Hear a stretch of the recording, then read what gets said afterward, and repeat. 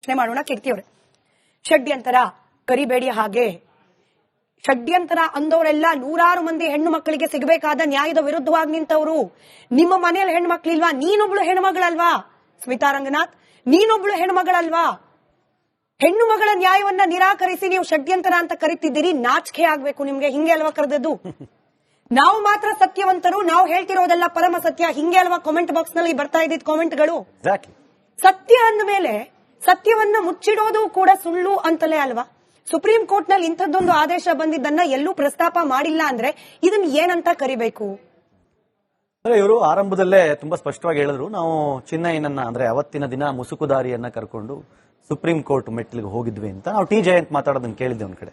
T Jayant ಹೇಳ್ತಾರೆ, ನಾವು supreme court ಹೋಗಿದ್ವಿ, ಆದ್ರೆ ಅಲ್ಲಿ ಅಕ್ಸೆಪ್ಟ್ ಮಾಡ್ಲಿಲ್ಲ, ವಾಪಸ್ ಬಂದ್ವಿ, ಆಮೇಲೆ ಇಲ್ಲಿಗೆ ಬಂದ್ವಿ, ಇಲ್ಲಿ ಬಂದ್ ಸ್ಟೇಟ್ಮೆಂಟ್ ಅನ್ನ ರೆಕಾರ್ಡ್ ಮಾಡಿದ್ವಿ ಅಂತ. ಬಟ್ ಅಷ್ಟರಲ್ಲಿ ಏಪ್ರಿಲ್ 30ನೇ ತಾರೀಕು ಅರ್ಜಿ ಹಾಕಿದ್ದಾರೆ ಇವರು.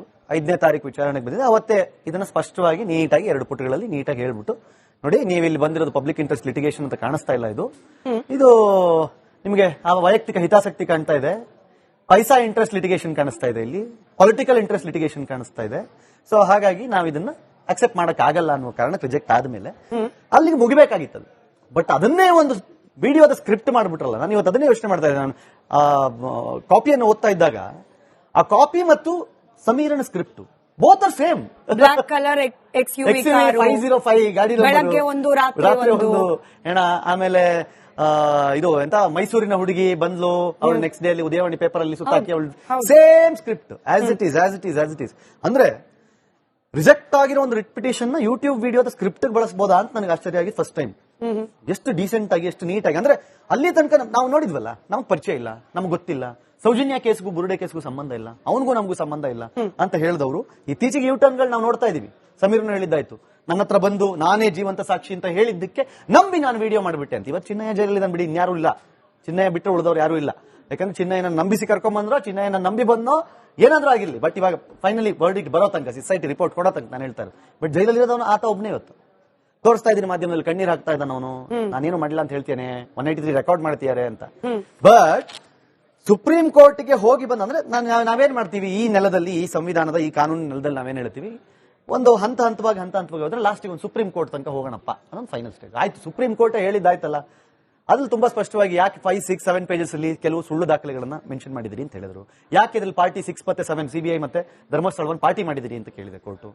ಸೊ ಇದನ್ನೆಲ್ಲ ಇಟ್ಕೊಂಡು ಕೇಳಿದಾಗ, ಸರಿ ಇದನ್ನ ಇಟ್ಕೊಂಡು ಇವಾಗ ನಾವು ಮತ್ತೆ ನಮ್ಗೆ ಹಿಂಗಾಗಿದೆ ಅಂತ ಇಲ್ಲೆಲ್ಲಾದ್ರೂ ಬಂದ್ರೆ ಸುಪ್ರೀಂ ಕೋರ್ಟ್ ರಿಜೆಕ್ಟ್ ಮಾಡಿದ್ಮೇಲೆ ಸರ್ಕಾರ ಒಪ್ಪದೇ ಇರ್ಬೋದು, ಅಥವಾ ಕೆಲವೊಂದು ಕೋರ್ಟ್ಗಳು ಒಪ್ಪದೇ ಇರ್ಬೋದು, ಬೇರೆ ಯಾರು ಒಪ್ಪದೇ ಇರ್ಬೋದು. ಸೊ ಹಂಗಾಗಿ ಇದನ್ನ ಎಮೋಷನಲಿ ಜನರಿಗೆ ತಲುಪಿಸೋಣ. ಹೆಂಗ್ ತಲುಪಿಸೋದು ಎಮೋಷನಲಿ? ಸೇಮ್ ಸ್ಕ್ರಿಪ್ಟ್ ಸಮೀರ್ ಕೈಲಿ ಮಾಡ್ಸೋಣ. ಮಾರ್ಚ್ ನಂತರ ಏನ್ ಮಾಡೋಣ, ಹೋಗೋಣ ಗವರ್ಮೆಂಟ್ ಹತ್ರ ಹೋಗೋಣ, ಇವನ್ನೇ ಕರ್ಕೊಂಡು ಹೋಗೋಣ, ಒಂದು ಬುಡೆ ತಗೊಂಡು ಹೋಗೋಣ, ಅದೇ ಬುಡೆ ತಗೊಂಡು ಅಲ್ಲಿಗೆ ಹೋಗೋಣ, SIT ರಚನೆ ಮಾಡ್ಸೋಣ, ನಮ್ಗೆ ಬೇಕಾದಾಗ ಮಾಡ್ಸೋಣ. ಹಾಗಿದ್ದೇನಾಯ್ತು ಇವಾಗ ಇಲ್ಲಿಯ ತನಕ ಬಂದು ನಿಂತಿದೆ. ಇವತ್ತು ಕಡೆ ಡೈಲಾಗ್ ಯಾಕೆ ಬಿಟ್ಬಿಟ್ರು ಅಂತ ಹೇಳಿ, ಅದೇ publicity interest litigation, paisa interest litigation, private interest litigation, political interest litigation, ಬಹಳ ಇಂಪಾರ್ಟೆಂಟ್ ಡೈಲಾಗ್ ಇದು. ಇದನ್ನ ಯಾಕೆ ಬಿಟ್ರು? ಆರ್ಡರ್ ಕಾಪಿ ಸ್ಕ್ರಿಪ್ಟ್ ಮಾಡಿರೋದು ಇದ್ರ ಮೇಲೆ ಪಿಟಿಷನ್, ರಿಟ್ ಪಿಟಿಷನ್ ಕೊಟ್ಟಿದ್ರಲ್ಲ,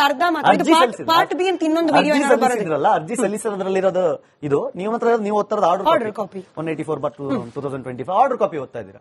ಪಾಪ ಆರ್ಡರ್ ಕಾಪಿ ಯಾಕೆ ಓದಕ್ಕೆ ಪೂರ್ತಿ ಇರಬೇಕಲ್ಲ ಜಗತ್ತಿಗೆ. ಇದ್ರದ್ದು ಈ ಆರ್ಡರ್ ಕಾಪಿ ಬಗ್ಗೆ ಮಾತಾಡಿಲ್ವಲ್ಲ ಅವರು ಜಗತ್ತಿನ ಎದುರುಗಡೆ, ಹೇಳೇ ಇಲ್ವಾರ? ಇಲ್ಲಿ ತನಕ ಮುಚ್ಚಿಟ್ಟಿದ್ರಲ್ಲ ಅದನ್ನ. ಇವತ್ತೇ ತಾನೇ ಗೊತ್ತಾಗಿದ್ದು, ಇವತ್ತು ಬೆಳಗ್ಗೆ ರಿಪಬ್ಲಿಕ್ ಅಲ್ಲಿ ಅದು ಬ್ರೇಕ್ ಆದ್ಮೇಲೆ ಗೊತ್ತಾಗಿದ್ದು, ಓ ಹಿಂಗೊಂದು ಆಗಿತ್ತಂತೆ, ಅದಕ್ಕೊಂದು ಆರ್ಡರ್ ಬಂದಿತ್ತಂತೆ ಅಂತ. ಆಮೇಲೆ ಉಳಿದವ್ರು ಸರ್ಚ್ ಮಾಡಿ ಗೊತ್ತಾಗ ಡಾಕ್ಯುಮೆಂಟ್ ಬಂದಿದೆ. ಸೊ ಹಾಗಾಗಿ ಅವರು ಆರ್ಡರ್ ಕಾಪಿಯನ್ನು ಇಟ್ಕೊಂಡು ಮಾಡಿರೋದಲ್ಲ, ರಿಟ್ ಪಿಟಿಷನ್ ಇಟ್ಕೊಂಡು ಮಾಡಿರೋದು. ಅಲ್ಲಿ ಏನಿದೆ, ಏನೇನ್ ಹೇಳಿದ್ದ ಭೀಮಾ, ಅಥವಾ ಏನೇನ್ ಸ್ಕ್ರಿಪ್ಟ್ ಇತ್ತು ಅದರಲ್ಲಿ, A to Z ಹಂಗಿಂದಂಗೆ ಅದೇ ವಿಡಿಯೋ, ಅದೇ ಗಾಡಿ ನಂಬರ್, ಅದೇ ಹುಡುಗಿ, ಅದೇ ಪೇಪರು, ಅದೇ ಮಾಹಿತಿ ಕೇಂದ್ರ, ಅದೇ ಏನು ಗೆಸ್ಟ್ ಹೌಸ್ ಗಳ ಹೆಸರು, ಅದೇ ಗೆಸ್ಟ್ ಹೌಸ್ ನಲ್ಲಿ ಕೆಲಸ ಮಾಡ್ತಿದ್ದವರ ಹೆಸರು, ಪ್ರತಿಯೊಂದು ಯೋಚನೆ ಮಾಡೋಣ. ಕೀರ್ತಿಯವರೇ, ಷಡ್ಯಂತರ ಕರಿಬೇಡಿ. ಹಾಗೆ ಷಡ್ಯಂತರ ಅಂದವರೆಲ್ಲ ನೂರಾರು ಮಂದಿ ಹೆಣ್ಣು ಮಕ್ಕಳಿಗೆ ಸಿಗಬೇಕಾದ ನ್ಯಾಯದ ವಿರುದ್ಧವಾಗಿ ನಿಂತವರು. ನಿಮ್ಮ ಮನೆಯಲ್ಲಿ ಹೆಣ್ಣು ಮಕ್ಕಳಿಲ್ವಾ? ನೀನೊಬ್ಳು ಹೆಣ್ಮಗಳಲ್ವಾ? ಸ್ಮಿತಾ ರಂಗನಾಥ್, ನೀನೊಬ್ಳು ಹೆಣ್ಮಗಳಲ್ವಾ? ಹೆಣ್ಣು ಮಗಳ ನ್ಯಾಯವನ್ನ ನಿರಾಕರಿಸಿ ನೀವು ಷಡ್ಯಂತರ ಅಂತ ಕರಿತಿದ್ದೀರಿ. ನಾಚಿಕೆ ಆಗ್ಬೇಕು ನಿಮ್ಗೆ. ಹಿಂಗೆ ಅಲ್ವಾ ಕರೆದದ್ದು? ನಾವು ಮಾತ್ರ ಸತ್ಯವಂತರು, ನಾವು ಹೇಳ್ತಿರೋದೆಲ್ಲ ಪರಮ ಸತ್ಯ, ಹಿಂಗೆ ಅಲ್ವಾ ಕಾಮೆಂಟ್ ಬಾಕ್ಸ್ ನಲ್ಲಿ ಬರ್ತಾ ಇದ್ದಿದ್ ಕಾಮೆಂಟ್ಗಳು? ಸತ್ಯ ಅಂದ ಮೇಲೆ ಸತ್ಯವನ್ನ ಮುಚ್ಚಿಡೋದು ಕೂಡ ಸುಳ್ಳು ಅಂತಲೇ ಅಲ್ವಾ?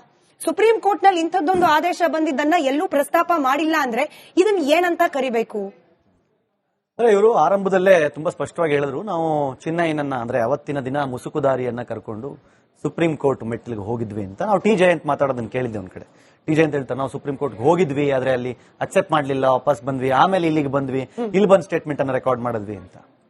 ಬಟ್ ಅಷ್ಟರಲ್ಲಿ ಏಪ್ರಿಲ್ 30ನೇ ತಾರೀಕು ಅರ್ಜಿ ಹಾಕಿದ್ದಾರೆ ಇವರು.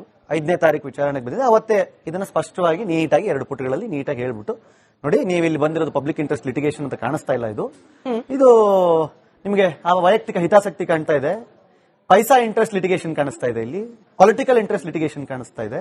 ಸೊ ಹಾಗಾಗಿ ನಾವು ಇದನ್ನ ಅಕ್ಸೆಪ್ಟ್ ಮಾಡಕ್ ಆಗಲ್ಲ ಅನ್ನೋ ಕಾರಣಕ್ಕೆ ರಿಜೆಕ್ಟ್ ಆದ್ಮೇಲೆ ಅಲ್ಲಿಗೆ ಮುಗಿಬೇಕಾಗಿತ್ತು.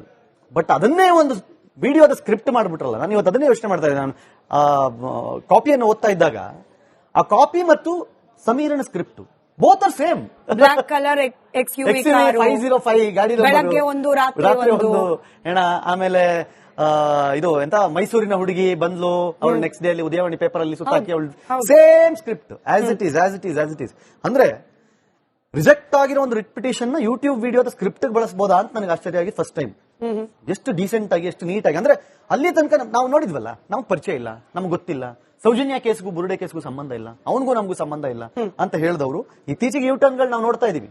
ಸಮೀರ್ನು ಹೇಳಿದ್ದಾಯ್ತು, ನನ್ನ ಹತ್ರ ಬಂದು ನಾನೇ ಜೀವಂತ ಸಾಕ್ಷಿ ಅಂತ ಹೇಳಿದ್ದಕ್ಕೆ ನಂಬಿ ನಾನು ವಿಡಿಯೋ ಮಾಡಿಬಿಟ್ಟೆ ಅಂತ. ಇವತ್ತು ಚಿನ್ನಯ್ಯ ಜೈಲಲ್ಲಿ ಬಿಡಿ, ಇನ್ಯಾರು ಇಲ್ಲ, ಚಿನ್ನಯ್ಯ ಬಿಟ್ಟು ಉಳಿದವ್ರು ಯಾರು ಇಲ್ಲ. ಯಾಕಂದ್ರೆ ಚಿನ್ನಯ್ಯನ ನಂಬಿಸಿ ಕರ್ಕೊಂಡ್ಬಂದ್ರೋ, ಚಿನ್ನಯ್ಯನ ನಂಬಿ ಬಂದೋ, ಏನಾದ್ರೂ ಆಗಿರ್ಲಿ. ಬಟ್ ಇವಾಗ ಫೈನಲಿ ವರ್ಡಿಕ್ಟ್ ಬರೋ ತನಕ, ಸಿಸೈಟಿ ರಿಪೋರ್ಟ್ ಕೊಡೋ ತನಕ ನಾನು ಹೇಳ್ತಾರೆ. ಬಟ್ ಜೈಲಲ್ಲಿ ಇರೋದವನು ಆತ ಒಬ್ಬನೇ ಇವತ್ತು ತೋರಿಸ್ತಾ ಇದ್ದೀನಿ ಮಾಧ್ಯಮದಲ್ಲಿ, ಕಣ್ಣೀರ್ ಹಾಕ್ತಾ ಇದ್ದಾನ ಅವನು, ನಾನೇನು ಮಾಡಿಲ್ಲ ಅಂತ ಹೇಳ್ತೇನೆ, 183 ರೆಕಾರ್ಡ್ ಮಾಡ್ತಿದ್ದಾರೆ ಅಂತ. ಬಟ್ ಸುಪ್ರೀಂ ಕೋರ್ಟ್ಗೆ ಹೋಗಿ ಬಂದ ಅಂದ್ರೆ ನಾವೇನ್ ಮಾಡ್ತೀವಿ, ಈ ನೆಲದಲ್ಲಿ, ಈ ಸಂವಿಧಾನದ, ಈ ಕಾನೂನಿನ ನೆಲದಲ್ಲಿ ನಾವೇನ್ ಹೇಳ್ತೀವಿ, ಒಂದು ಹಂತ ಹಂತವಾಗಿ ಹೋದ್ರೆ ಲಾಸ್ಟಿಗೆ ಒಂದು ಸುಪ್ರೀಂ ಕೋರ್ಟ್ ತನಕ ಹೋಗೋಣಪ್ಪ ಅನ್ನೊಂದು ಫೈನಲ್ ಸ್ಟೇಜ್. ಆಯ್ತು, ಸುಪ್ರೀಂ ಕೋರ್ಟ್ ಹೇಳಿದ್ದಾಯ್ತಲ್ಲ, ಅದ್ರಲ್ಲಿ ತುಂಬಾ ಸ್ಪಷ್ಟವಾಗಿ ಯಾಕೆ 5, 6, 7 ಪೇಜಸ್ ಅಲ್ಲಿ ಕೆಲವು ಸುಳ್ಳು ದಾಖಲೆಗಳನ್ನ ಮೆನ್ಷನ್ ಮಾಡಿದಿರಿ ಅಂತ ಹೇಳಿದ್ರು. ಯಾಕೆ ಇದ್ರಲ್ಲಿ ಪಾರ್ಟಿ 6 ಮತ್ತೆ 7 CBI ಮತ್ತೆ ಧರ್ಮಸ್ಥಳವನ್ನು ಪಾರ್ಟಿ ಮಾಡಿದಿರಿ ಅಂತ ಕೇಳಿದೆ ಕೋರ್ಟ್. ಸೊ ಇದನ್ನೆಲ್ಲ ಇಟ್ಕೊಂಡು ಕೇಳಿದಾಗ, ಸರಿ ಇದನ್ನ ಇಟ್ಕೊಂಡು ಇವಾಗ ನಾವು ಮತ್ತೆ ನಮ್ಗೆ ಹಿಂಗಾಗಿದೆ ಅಂತ ಇಲ್ಲೆಲ್ಲಾದ್ರೂ ಬಂದ್ರೆ ಸುಪ್ರೀಂ ಕೋರ್ಟ್ ರಿಜೆಕ್ಟ್ ಮಾಡಿದ್ಮೇಲೆ ಸರ್ಕಾರ ಒಪ್ಪದೇ ಇರ್ಬೋದು, ಅಥವಾ ಕೆಲವು ಕೋರ್ಟ್ಗಳು ಒಪ್ಪದೇ ಇರ್ಬೋದು, ಬೇರೆ ಯಾರು ಒಪ್ಪದೇ ಇರ್ಬೋದು. ಸೊ ಹಂಗಾಗಿ ಇದನ್ನ ಎಮೋಷನಲಿ ಜನರಿಗೆ ತಲುಪಿಸೋಣ. ಹೆಂಗ್ ತಲುಪಿಸೋದು ಎಮೋಷನಲಿ? ಸೇಮ್ ಸ್ಕ್ರಿಪ್ಟ್ ಸಮೀರ್ ಕೈಲಿ ಮಾಡ್ಸೋಣ. ಮಾರ್ಕ್ಸ್ ನಂತರ ಏನ್ ಮಾಡೋಣ, ಹೋಗೋಣ ಗವರ್ಮೆಂಟ್ ಹತ್ರ ಹೋಗೋಣ, ಇವನ್ನೇ ಕರ್ಕೊಂಡು ಹೋಗೋಣ, ಒಂದು ಬುಡೆ ತಗೊಂಡು ಹೋಗೋಣ, ಅದೇ ಬುಡೆ ತಗೊಂಡು ಅಲ್ಲಿಗೆ ಹೋಗೋಣ, SIT ರಚನೆ ಮಾಡ್ಸೋಣ, ನಮ್ಗೆ ಬೇಕಾದಾಗ ಮಾಡ್ಸೋಣ. ಆಗಿದ್ದೇನಾಯ್ತು, ಇವಾಗ ಇಲ್ಲಿಯ ತನಕ ಬಂದು ನಿಂತಿದೆ. ಇವತ್ತು ಈ ಕಡೆ ಡೈಲಾಗ್ ಯಾಕೆ ಬಿಟ್ಬಿಟ್ರು ಅಂತ ಹೇಳಿ, ಅದೇ publicity interest litigation, paisa interest litigation, private interest litigation, political interest litigation, ಬಹಳ ಇಂಪಾರ್ಟೆಂಟ್ ಡೈಲಾಗ್ ಇದು. ಇದನ್ನ ಯಾಕೆ ಬಿಟ್ರು? ಆರ್ಡರ್ ಕಾಪಿ ಸ್ಕ್ರಿಪ್ಟ್ ಮಾಡಿರೋದು ಇದ್ರ ಮೇಲೆ ಪಿಟಿಷನ್, ರಿಟ್ ಪಿಟಿಷನ್ ಕೊಟ್ಟಿದ್ರಲ್ಲ, ಅರ್ಜಿ ಸಲ್ಲಿಸೋದ್ರಲ್ಲಿರೋದು ಇದು. ನೀವು ಓದ್ತಾರದ ಆರ್ಡರ್ ಕಾಪಿ 184/2025 ಆರ್ಡರ್ ಕಾಪಿ ಓದ್ತಾ ಇದ್ದೀರಾ. ಪಾಪ ಆರ್ಡರ್ ಕಾಪಿ ಯಾಕೆ ಓದಕ್ಕೆ ಅಂದ್ರೆ ಪೂರ್ತಿ ಇರಬೇಕಲ್ಲ ಜಗತ್ತಿನ. ಇದ್ರದ್ದು ಈ ಆರ್ಡರ್ ಕಾಪಿ ಬಗ್ಗೆ ಮಾತಾಡಿಲ್ವಲ್ಲ ಅವರು ಜಗತ್ತಿನ ಎದುರುಗಡೆ, ಹೇಳೇ ಇಲ್ವಾರ, ಇಲ್ಲಿ ತನಕ ಮುಚ್ಚಿಟ್ಟಿದ್ರಲ್ಲ ಅದನ್ನ. ಇವತ್ತೇ ತಾನೇ ಗೊತ್ತಾಗಿದ್ದು, ಇವತ್ತು ಬೆಳಗ್ಗೆ ರಿಪಬ್ಲಿಕ್ ಅಲ್ಲಿ ಅದು ಬ್ರೇಕ್ ಆದ್ಮೇಲೆ ಗೊತ್ತಾಗಿದ್ದು, ಓ ಹಿಂಗೊಂದು ಆಗಿತ್ತಂತೆ, ಅದಕ್ಕೊಂದು ಆರ್ಡರ್ ಬಂದಿತ್ತಂತೆ ಅಂತ. ಆಮೇಲೆ ಉಳಿದವ್ರು ಸರ್ಚ್ ಮಾಡಿ ಗೊತ್ತಾಗ ಡಾಕ್ಯುಮೆಂಟ್ ಬಂದಿದೆ. ಸೊ ಹಾಗಾಗಿ ಅವರು ಆರ್ಡರ್ ಕಾಪಿಯನ್ನು ಇಟ್ಕೊಂಡು ಮಾಡಿರೋದಲ್ಲ, ರಿಟ್ ಪಿಟಿಷನ್ ಇಟ್ಕೊಂಡು ಮಾಡಿರೋದು. ಅಲ್ಲಿ ಏನಿದೆ, ಏನೇನ್ ಹೇಳಿದ್ದ ಭೀಮಾ, ಅಥವಾ ಏನೇನ್ ಸ್ಕ್ರಿಪ್ಟ್ ಇತ್ತು ಅದರಲ್ಲಿ, A to Z ಹಂಗಿಂದಂಗೆ ಅದೇ ವಿಡಿಯೋ, ಅದೇ ಗಾಡಿ ನಂಬರ್, ಅದೇ ಹುಡುಗಿ, ಅದೇ ಪೇಪರು, ಅದೇ ಮಾಹಿತಿ ಕೇಂದ್ರ, ಅದೇ ಏನು ಗೆಸ್ಟ್ ಹೌಸ್ ಗಳ ಹೆಸರು, ಅದೇ ಗೆಸ್ಟ್ ಹೌಸ್ ನಲ್ಲಿ ಕೆಲಸ ಮಾಡ್ತಿದ್ದವರ ಹೆಸರು, ಪ್ರತಿಯೊಂದು